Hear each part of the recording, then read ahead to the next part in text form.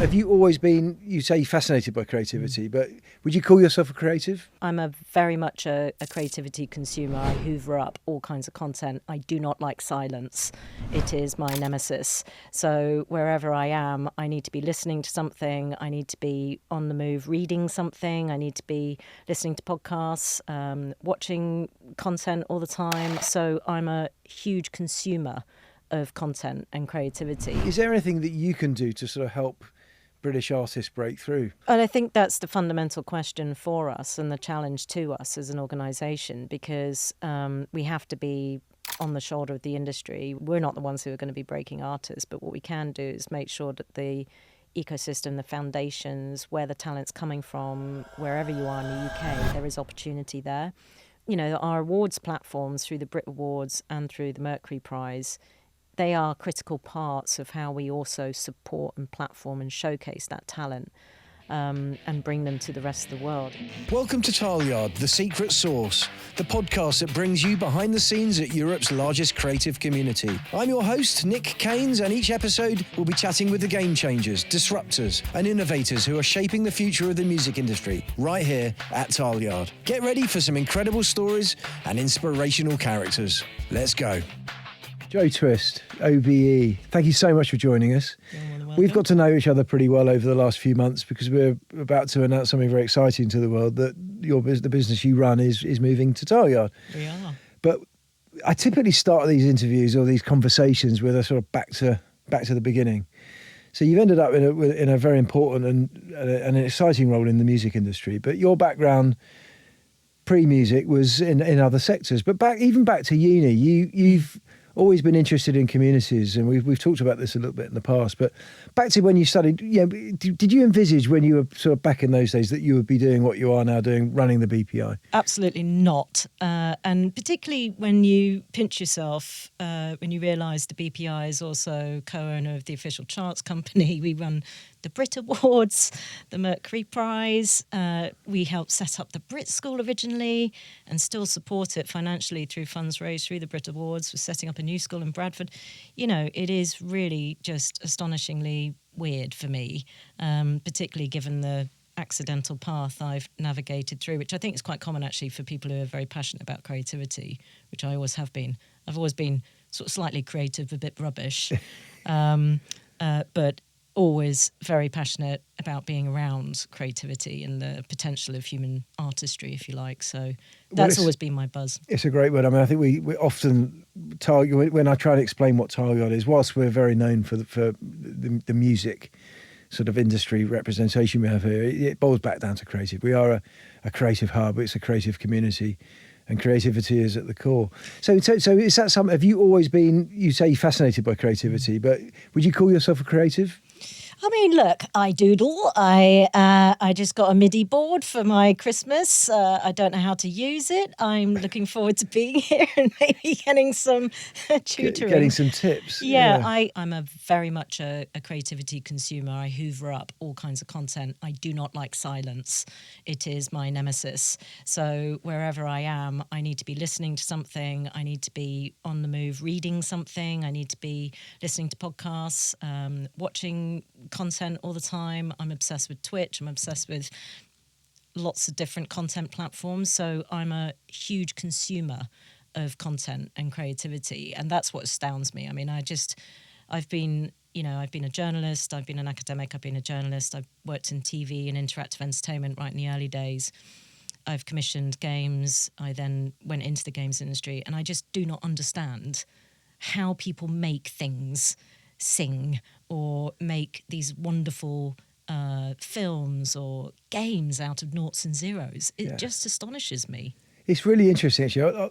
My background being music, one of the ongoing gags with this podcast is I never talk about my background, but I was once in a band. Yes. But no, I think a lot of it, creatives are sort of often quite scared of business, and business is very in awe of creativity, and there are some in the middle that are geniuses at both.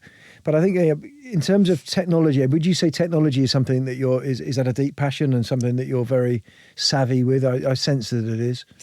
I hope I'm still savvy. I'm going on 52, so I can sense the built-in obsolescence creeping in.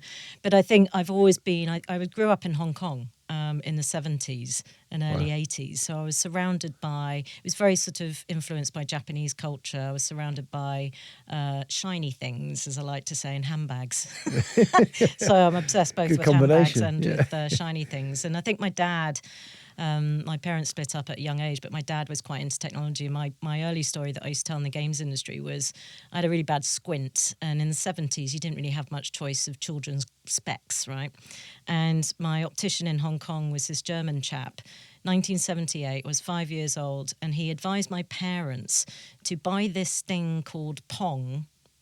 And it was this Optim, I've still got it, old console that you plug into telly to play Pong, and play it, covering up my good eye to exercise my lazy eye.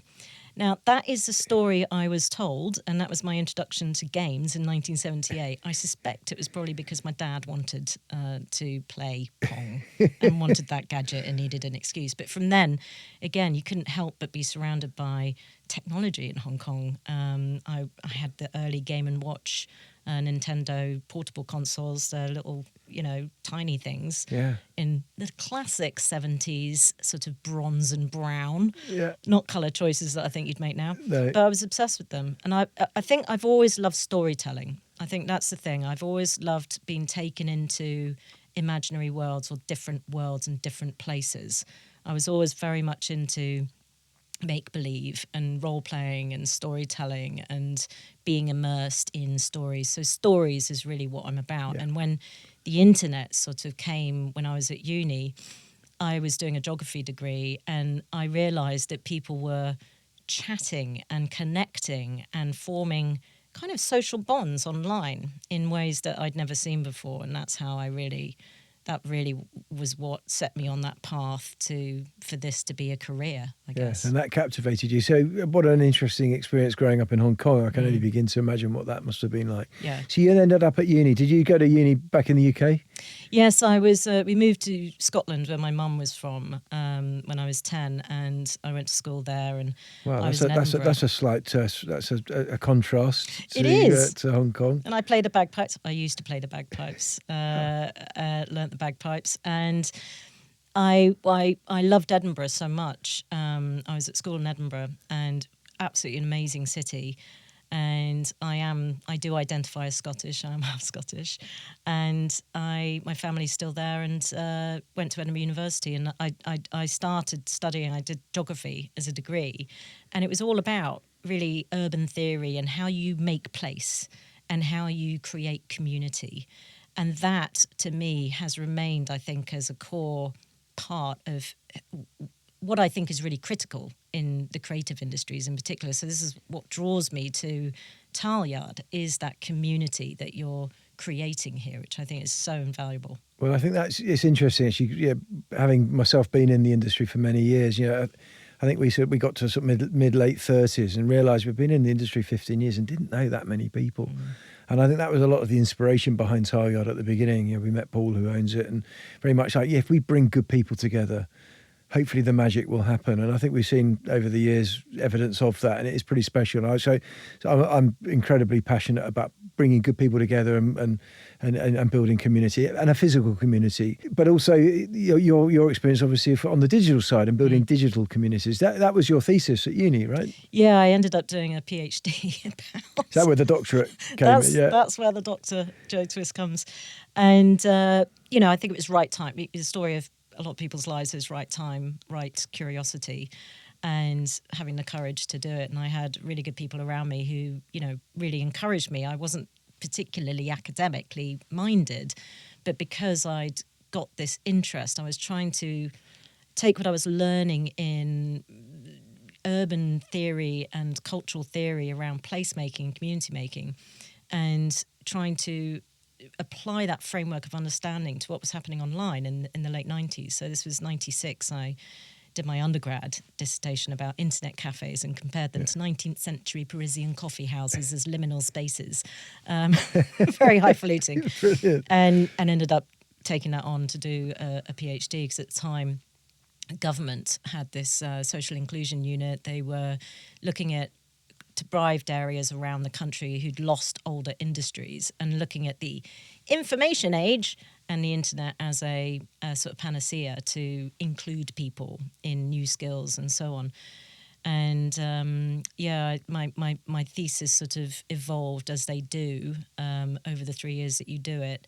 And it was about really looking at a case study of young people who lived in Stratford in East London and doing an ethnography of their understanding of communities of difference and how that really, their interactions online helped for them to understand that difference was actually critical to communities. So I was railing against this idea at the time of the internet that internet communities are all about like-mindedness, because I think like-mindedness works to a certain extent, but you need difference, you need friction, and you need understanding for creativity. Someone said friction is good, it's energy. Exactly. And that's the spark that actually can bring real positives off the back.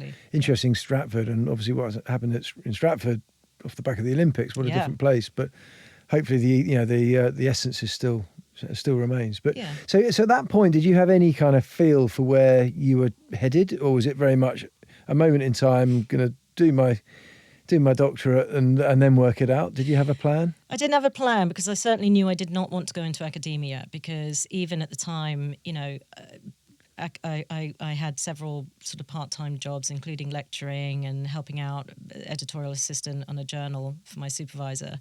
And that whole academic publishing cycle is so slow. And I was like, well, I'm talking about the internet, which changes every 6 months. And when you're in it, it feels a lot faster. And I finished it, or I was nearing completion, just as the dot-com bubble was bursting. So, and after a doctorate, you feel very isolated. You feel like you've immersed yourself in this thing that no one's going to care about, and what the hell have you been doing for the last 3 years? But I applied for a job speculatively at BBC. Newsround were looking to create their online community, virtual community, for the programme. I was like, well, I've just done a PhD in virtual communities. I could be quite well suited to that. I applied for it, didn't get it, but they said, we're going to, how about you take on this researcher job? So I started as a journalist. That was my foray into being a journalist, and it was at the height of Harry Potter mania. So it was all about the online community, the fan base there, and we were servicing, children with news and content and doing lots of interactive features to hook them into actually understanding what was happening in the world. It was an amazing time. I bet. I mean, the BBC, what an important sort of institution. And well, so, especially Newsround. I got to touch John Craven's jumper. He only had one, didn't it? It was the same jumper right, for 30 years. Thanks to our main sponsor, TYX Studios. Based here in the heart of Tileyard, if you're looking for an amazing place to record your podcast, Jack and the team have everything that you need. They built some top-notch podcast, music, photography and content studios that are perfect for bringing your ideas to life. Plus, they offer memberships so you can get the most out of their beautiful co-working spaces too. Check them out at tyxstudios.com to see what they're all about. Big shout out to Jack and everyone at the TYX Studios for supporting us on our journey. There seems to be a common thread amongst the creatives that I've met, that there was no real plan. No. But there was a journey, and the journey, opportunities came along. Yeah.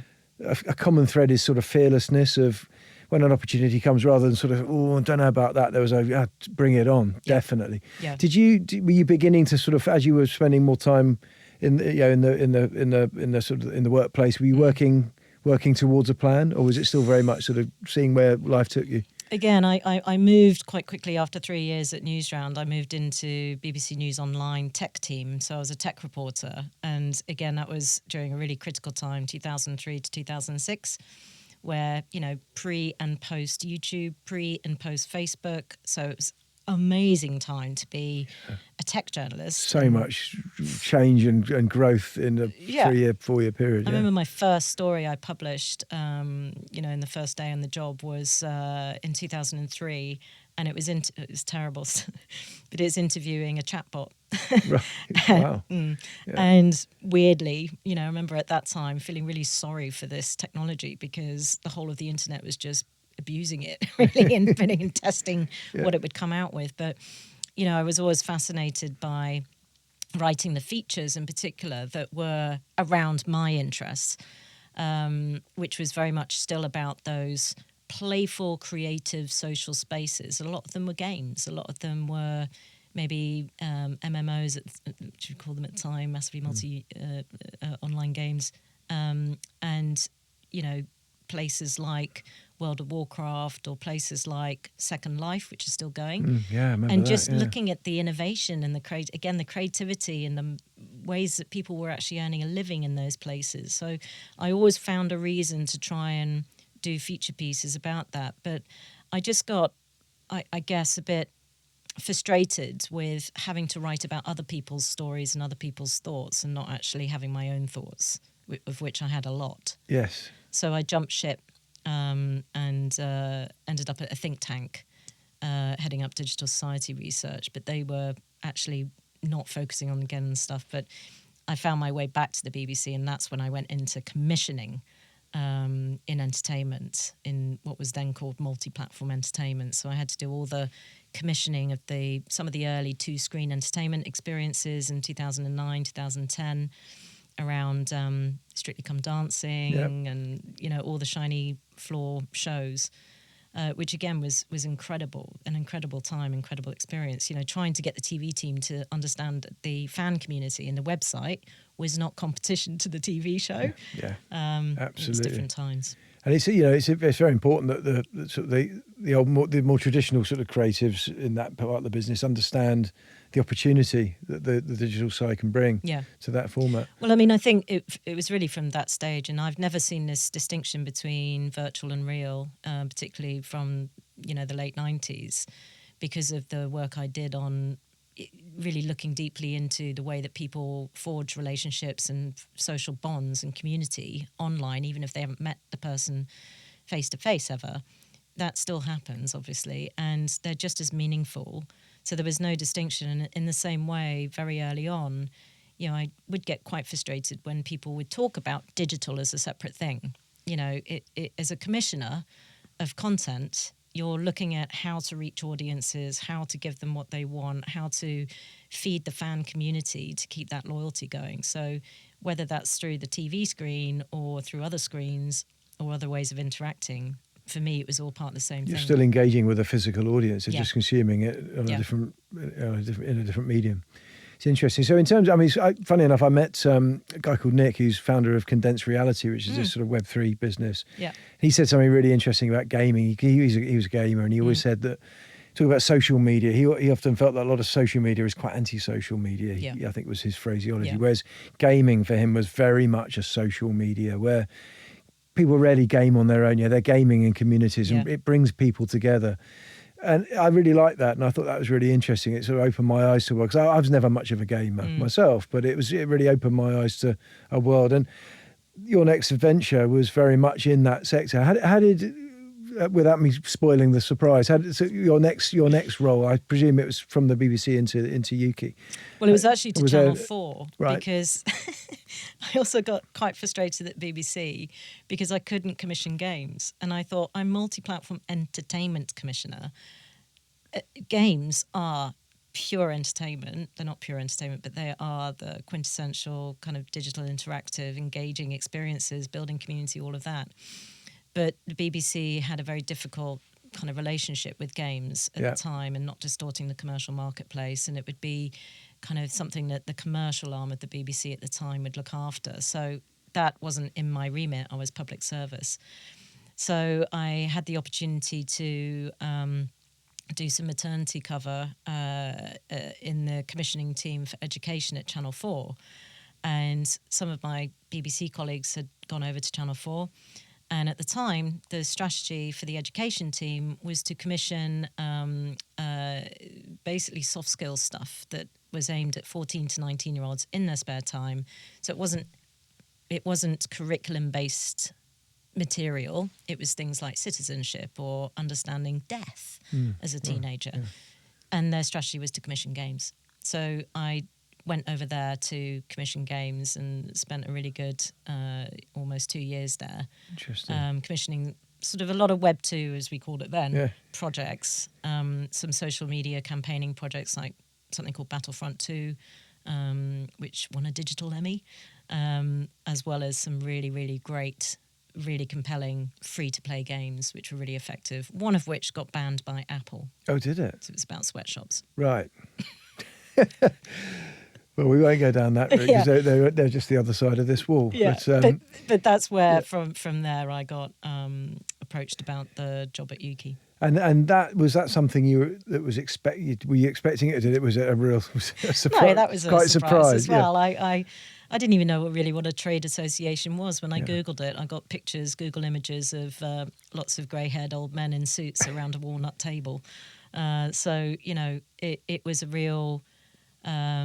It was a really exciting opportunity to reinvent an organisation that had been around since 1989. Trade associations, lots of people kind of do know what they are, but some people don't. And they're really the representative voice of a sector. Mm-hmm. And UK at the time, UK Interactive Entertainment, was, matching the industries, changing business models and, the way it was working. And it really wanted to reflect and include the whole breadth of the games industry and companies operating in the UK, which, we were one of the birthplaces of the games industry, and people forget that. So it was a real opportunity, and I spent 11 and a half years in total there, which I absolutely loved. You obviously did a great job. We'll talk about that. I mean, interestingly, that's to be offered that role at that point of your career. Did you ever sort of envisage, going back to maybe when you were starting out in your career, did you see yourself as the boss, as the leader, the head of a company or a big organisation? Was that daunting? Yeah, when the opportunity came your way. Of course, if you're ever a CEO, there's always a first time, and you think. I think the best thing that I got given was a book by a friend who worked for a headhunter at the time. And it was called "You're in Charge Now What?" Yeah. I think I read the first few chapters and thought, okay, I get it. And it's hard. And the biggest lesson and you learn very quickly is that, of course, you are not expected to have all the answers. What you're expected to do as the boss is to set the vision, set the direction, and get the best people in the jobs to be able to deliver. And collaborate with. And they're the creative geniuses that you need, or the business geniuses that you need. But it was an absolute pleasure representing the British games industry, because it really is world class, and just having that confidence to really just not be shy about how good we are at games was really important, and really making sure politicians, because a lot of the work that a trade body does is a lot of political lobbying and advocacy and representation, and making sure that they understood why the games industry was so important to the UK's creative economy. And within that 11-year tenure, would you say in terms of, did you think it was going to be a shorter stint than that? Were you surprised that it was 11 years? Did it go like that and blink and suddenly it's like, wow, where have the last 11 years gone? Yeah, it really did. I mean, it wasn't always a smooth ride by any means, and I was very fortunate to be there at a time where we were going through a golden age. We won the argument to secure tax credits for the games industry, and this is when we were still in Europe. So we had to argue with or make representations to the European Commission. And we had absolutely brilliant people who were championing games, a woman called Lynn Kirkpatrick, who was head of video games at DCMS at the time. We had Ed Vasey, who was our minister at the time, who was had Ed very up passionate. here a couple of times. He's a good fun guy. Yeah, he's really good. Yeah. And he was a real champion and supporter. We got computer science put back onto the school curriculum in England and Wales. And so it was and it was a real boom time. And even during the pandemic, it was a boom time for video games when a lot of other industries were stopped in their tracks. And that was very difficult because you couldn't help but feel, what can we do to support other, our brothers and sisters in the rest of the creative industries in particular. So it was very tricky. But it went by in a flash, and suddenly I was turning 50. I had just celebrated 10 years at the organisation. And I've always had this fear of being stale and not being challenged anymore. And it's not to say I wasn't challenged, but I felt like it was my time to make space for someone else, and for a new era, and a new kind of leadership for the industry. And I wanted to be pushed out of my comfort zone. And boy, have I been pushed out of my comfort zone. We'll come to the to that bit in a minute. Born in King's Cross and brewed right here in Tileyard, Two Tribes is one of the fastest growing and most exciting independent beer brands, founded with the creative community front of mind whilst brewing great beer. You'll not only find them in supermarkets and some of your favourite local pubs and restaurants, but in art galleries, festivals and music venues too. Award-winning beer Two Tribes focuses on more than what's in the can or the glass. It's an opportunity to create memorable moments in memorable places with memorable people. So sit back, relax, and enjoy the podcast. Check them out by visiting www.twotribes.co.uk and see what they're up to on Instagram at Two Tribes Brew. Please always drink responsibly. In terms of your achievements and sort of successes, and for is there anything that stands out that you're particularly proud of that you experienced or achieved in that time? I mean, I think, to be honest, seeing the growth of the industry continue, that's not my achievement, but us really championing that, platforming that, amplifying that, making sure that politicians really understood the importance.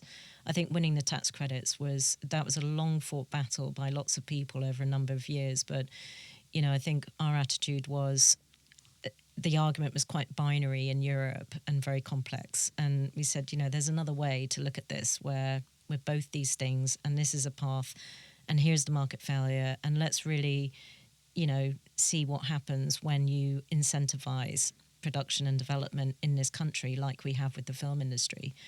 So that was a real proud moment. But again, it's all the achievements of all the people who had laid the foundations, people like Sir Ian Livingstone. We have our first knight of the games industry in Ian Livingstone, who obviously wrote all the fighting fantasy books back in the 80s.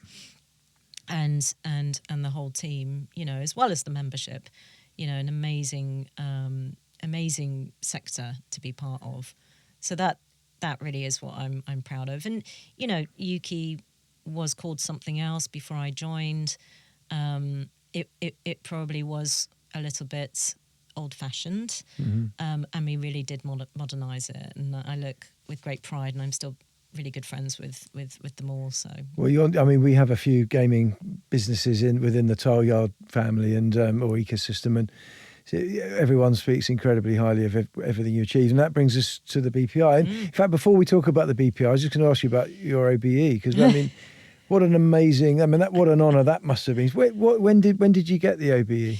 So I was notified. I thought I had a very formal letter, and you are sworn to secrecy. I didn't tell anyone, not a soul, not my other half, not anyone. In 2016, and then the ceremony, my investiture was 2017. How did you feel about it? Was it special? It was incredible. What made it more special was the fact that Ant and Dec, who are my favourite, were collecting their OBEs at the same ceremony on the same day. Amazing. And I had to go up to them and say, behind I them love in the you. queue. Yeah, amazing. But no, it was amazing. My mum sadly died 16 years ago, and she died before I got the Channel 4 job. She was a school teacher, and she would have been incredibly proud of me being Education Commissioner at Channel 4, because she never understood what I did, as I think is very common with people in the creative industries and their parents. But, you know, she was quite a cynical Scottish woman, so she called them other buggers' efforts, but she would have been incredibly proud. Yeah. But I took my sister and her two girls, and it was an amazing day. I had to practice my curtsy a lot. You have to walk backwards 5 steps and then curtsy. And trying to do that in high heels is, I think that deserves another award. Absolutely. Well, congrats on that and the Apparently achievement. I did the best curtsy they've ever seen. Get all the practice. No, it's an amazing achievement.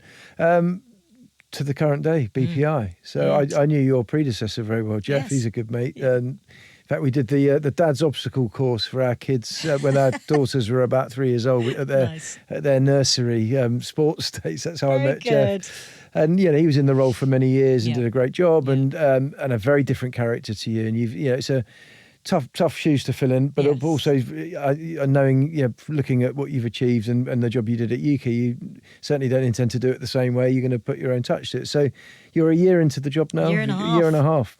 So firstly, how are you finding it? And secondly, welcome to Tileyard, because you're just moved in. So yeah, how's it going? It's an incredible ride. I think I seem to have a knack of joining industries when they're undergoing quite a lot of evolution and disruption. And we are certainly facing that in the music industry now, particularly with what the government's proposed plans for generative AI companies and text and data technical stuff. But it's a real evolutionary time for the music industry, as we all know.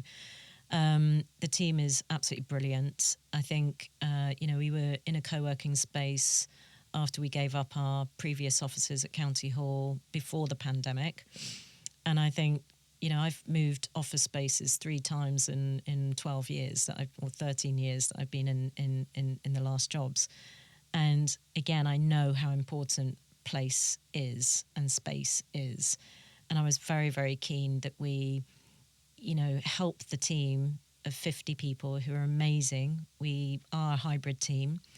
A lot of people don't live in London, but that we provided a home that they felt really at home in. And that if they were here on their own, for instance, in the office, they felt connected to the music community and the music industry that they represent and are so passionate about. So for me, that was really important. And, I think it was just, again, serendipitously brilliant luck that we managed to talk at the right time. And here we are.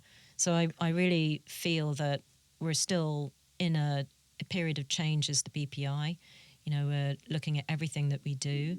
We're trying to be more efficient, but we just really want to be very, very highly connected with the community of creatives that we represent.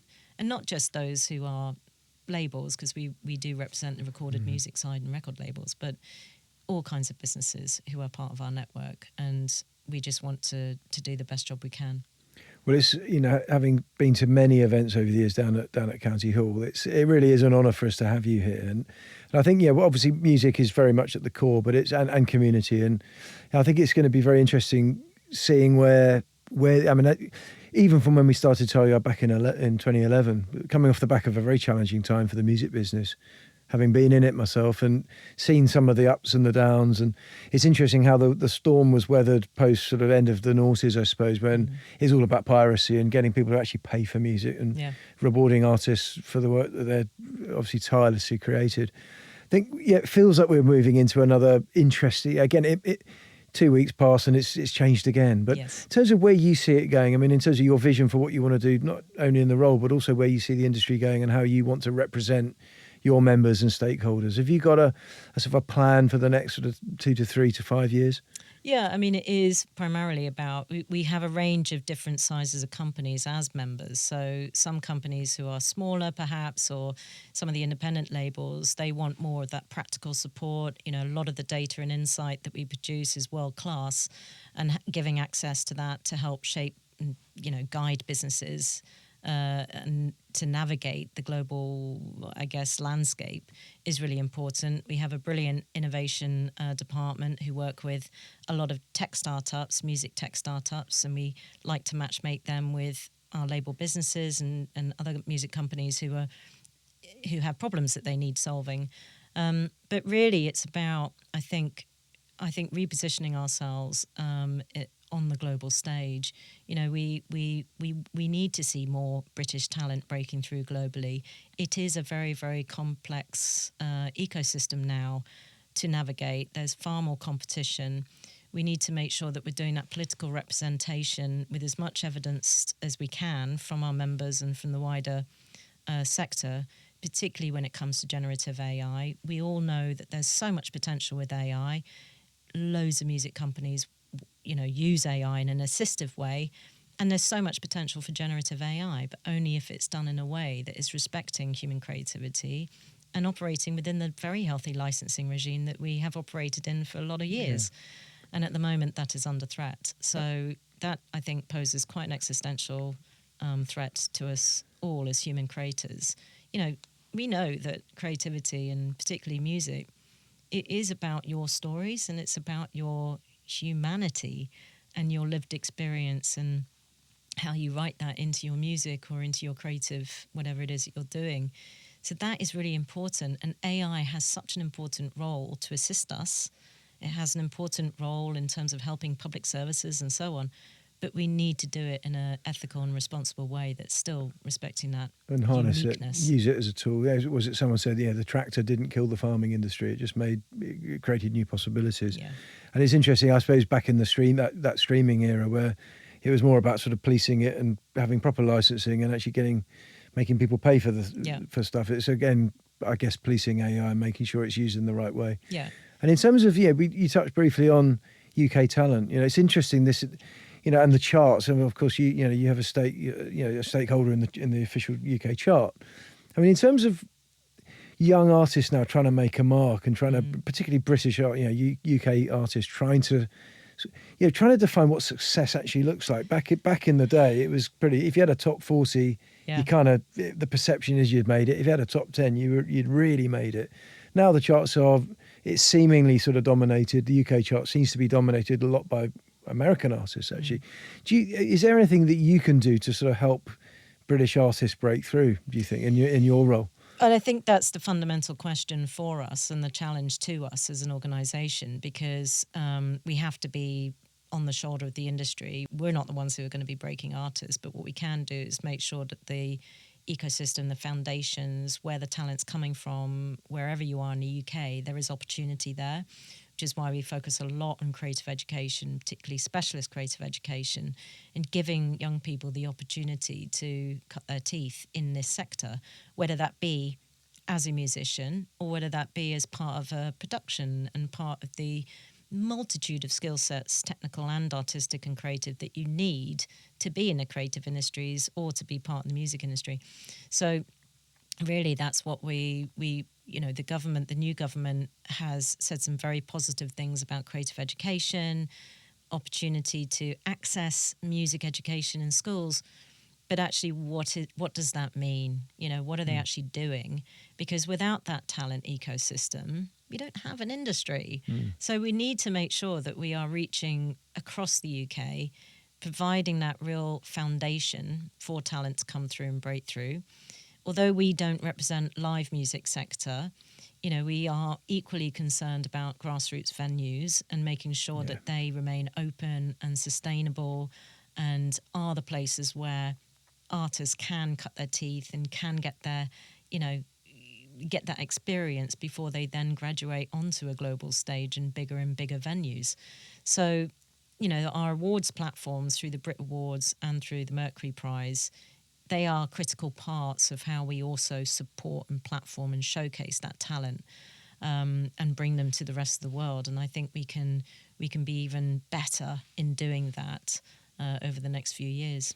Well, it's interesting. I wanted to talk about BRIT School. So, obviously, so many well-known artists that have come through BRIT School, but it's not just artists. It's other sort of roles and expertise within the industry. Yeah. You've got BRIT School North coming as well, which is interesting because we're up there too. So we're in Wakefield. You're going to be in Bradford. We are. So you must be quite excited about that. Very excited. Still quite a long journey to go down, or road to go down, because it's in the hands of government. So that was a bid that the team submitted to Department of Education as part of Department of Education's called Wave 15 funding of free schools. And Bradford was selected because it was a priority investment area. It's very connected, if you like, in that northern corridor within the region. Yeah. Manchester, there's a lot going on. Liverpool, there's a lot going on in music. Leeds, there's stuff going on. Bradford, a really interesting mix of communities and cultures and influences that you can bring to the table. So it'll be a sixth form, 16 to 19, 500 pupils, free school, and it's based on the BRIT School model. And the BRIT School has just had amazing success and has just had a brilliant Ofsted inspection, and it's been a lot of hard work and dedication by the team there. But also what's been important is the industry support. You know, you cannot have a specialist creative education institution like that, or ELAM, which is another huge success. That's Will Kennard. He's based here too, actually. Yeah. Good friend, yeah. So you can't have that without that industry support. And that comes in the form of financial support, but also in the expertise. And, you know, I really look forward to seeing what we can do together up in the north, and it's not Scotland, though, which is the true north, the north of England, you know, to really help network up a lot of those opportunities or experts and masterclasses or whatever it might be, to really help provide those pathways into our brilliant industry. And I think that's, we're passionate about training and education too. And I think, we're slightly further down the sort of the journey, we're more at postgrad level, but it's absolutely essential, isn't it? I think someone else mentioned to me about sort of culture and cultural significance, and looking at where music sits within that. I've got teenage kids, they're into music, but they're discovering new music that possibly was made 20, 30 years ago, because you can now. So I suppose my last question is, how can we sort of make current new music culturally slightly more relevant? Do you think it will happen naturally, or do you think there's stuff we can do to sort of try and encourage that? Because it seems to me that whilst music, you've got the likes of Taylor Swift doing 10 nights, being Taylor Swift, right? So you're selling more tickets for more revenue than ever before. But back to that grassroots thing, where we maybe would go to 10 gigs a year, we'd go to one now, and we'd spend 200 quid on a ticket. Do you think there's things that we need to do to help with that grassroots layer, that middle layer of artist? I think there are things that we need to do. What it is that we need to do that's going to be successful is the question. I mean, I think the joy of working with labels is that they do that investment, and we know that it's a risky business, and you are taking risks on talent that might not be that global breakout star. But I think we're also very passionate about making sure that people have sustainable careers. And as we know, I think there's a lot of misunderstanding, I think, about, how a musician or an artist makes money now, and it is through multiple sources, it is through multiple opportunities, it is in different ways, different channels. I think obviously the big buzzword, which, I'm very familiar with coming from the games industry, is superfans, but that's what we just call community, going back to community in the games world. And we had whole teams of community managers whose job it is to be keeping that community engaged in the game, in the worlds around the game and everything else that goes with it. So I think that's something that's going to be interesting, and I think that we need to just be really smart about providing that guidance where we can, pulling on the strength of our network for people navigating their way through this really, really complex land, because it's only going to get more complex. No, I agree. Well, I mean, I think it's about coming together, working together, collaborating within a community, both physical, digital as well. It's a real honour to have you, A, on the show, but B, as part of Tileyard. I'm really looking forward to working together. Me too. And supporting these amazing sectors that we represent. So thanks so much, Jo. Really appreciate you coming on the show. You're very welcome. And thank you for having us. Thanks for listening to The Secret Sauce with me, Nick Keynes. If you love this episode, make sure you go to tileyard.com to find out more about this amazing community. And catch us next time for more insider stories from the heart of Tileyard. Until then, stay creative and keep an ear out for the next big thing coming your way. As always, recorded at TYX Studios.